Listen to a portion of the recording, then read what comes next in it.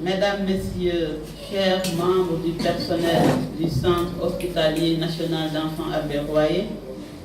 chers participants, honorables invités, Mesdames, Messieurs, en mon nom, au nom de l'ensemble du personnel du Centre hospitalier national d'enfants Albert Royer, je vous témoigne toute la fierté et la reconnaissance que nous ressentons ce matin en présidant la cérémonie d'ouverture du 9e séminaire panafricain de diplôme d'études spécialisées en chirurgie pédiatrique. Ce rendez-vous que le service de la chirurgie pédiatrique, dirigé par le professeur Gabriel Ngom pour la 2e année consécutive, prouve, si besoin en est, l'intérêt que vous manifestez à notre institution. Le Centre hospitalier national d'enfants Albert Royer, je le rappelle, est un hôpital de niveau 3, la première référence au Sénégal et dans la sous-région pour la prise en charge des enfants de 0 à 15 ans.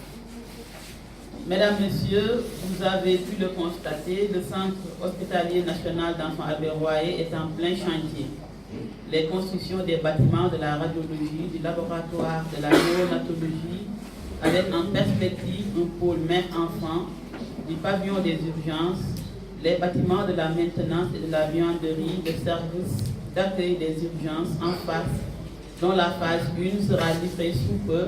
sans oublier ce bâtiment de la chirurgie pédiatrique qui sera bientôt en réhabilitation.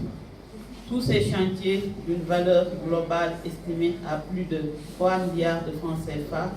représentent un effort soutenu de l'État qui concourt à une meilleure prise en charge des enfants de notre pays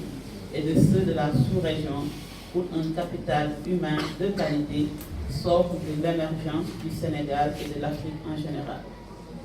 Mesdames, Messieurs, réunir durant une semaine des collègues médecins de différentes nationalités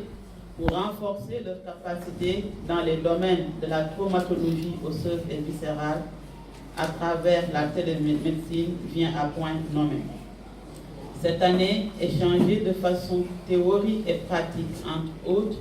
sur les fractures, les séquelles de fractures, les séquelles d'infections osseuses et les malformations orthopédiques permettront à coup sûr à nos chers collègues du pays et de la sous-région d'être mieux outillés au sortir de ce séminaire d'enseignement. Ce cadre, initié par la chaîne de l'Espoir France, la chaîne de l'Espoir Belgique sous l'égide de la chaîne de l'Espoir Europe, traduit l'excellence de la coopération entre notre structure hospitalière et vos institutions.